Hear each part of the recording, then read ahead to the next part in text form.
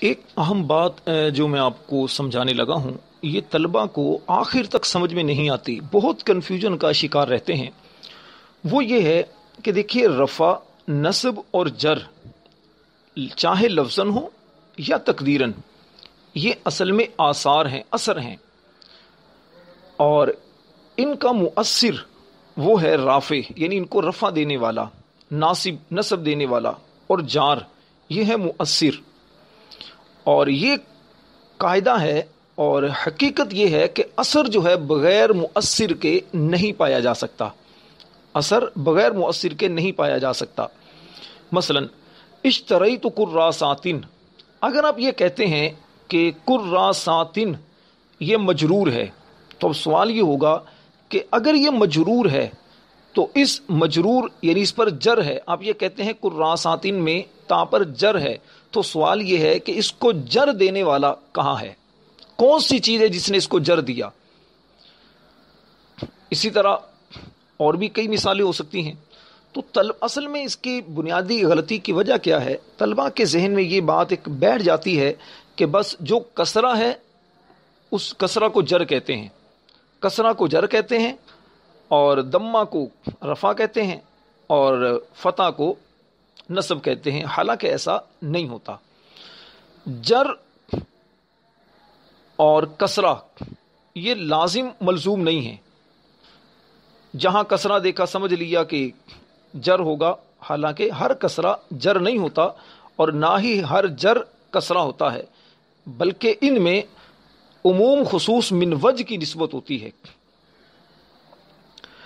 یعنی ایسا ہو سکتا ہے کہ دونوں ایک وقت میں جمع ہو جائیں، جیسے مثال کے طور پر آپ نے کہا نظرت الی الکعبتی، اب الی الکعبتی میں کسرہ، کعبتی میں کسرہ جو ہے یہ جر بھی ہے، جر ہونے کی وجہ یہ کہ اس کے پیچھے اس کا مؤثر حرف جر ہے۔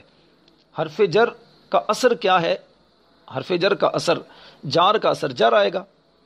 اچھا، اور یہ بھی ہو سکتا ہے کہ نہ ہو، کسرہ نہ ہو لیکن وہ جر ہو، جیسے نظرت الی المسلمین۔ اب اس مثال میں دیکھیے مسلمین، مسلمین میں اس کا آخری جو حرف نون ہے اس پر بظاہر دیکھیں زبر ہے، یعنی فتح ہے، لیکن اس فتح کو اب کیا کہیں گے؟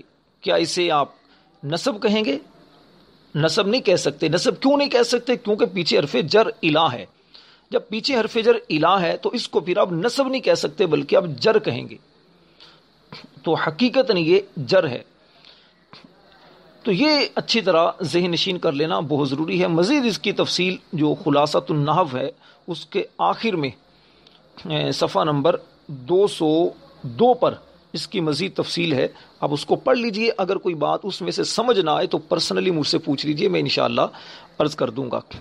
حاصل کلام یہ ہے کہ ذہن میں اس چیز کو نکال دیں کہ جہاں کسرہ ہوگی تو وہ جر بھی ہوگی، ایسا نہیں ہے، بلکہ ہاں ایسا ہو سکتا ہے کہ جہاں جر ہے وہ کسرہ بھی ہو، یا جہاں کسرہ ہے وہ جر بھی ہو، ممکن ہے ایک وقت میں جمع ہو سکتے ہیں، لیکن یہ بھی ممکن ہے کہ کسرہ ہو لیکن جر نہ ہو، یا جر ہو لیکن اس کی صورت کسرہ جیسی نہ ہو، جیسے جاء احمد، رأیت احمد، نظرت الی احمد۔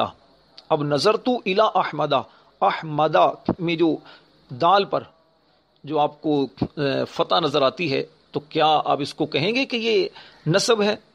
نہیں، نصب نہیں ہے یہ۔ اس سے پہلے چونکہ حرف جر ہے، احمد سے پہلے حرف جر ہے، تو یہ مجرور اس کو کہیں گے آپ۔ اس کو ذہن نشین کر لیں، انشاءاللہ اس کی وجہ سے بہت ساری چیزیں جو آپ کی ہیں وہ درست ہو جائیں گی۔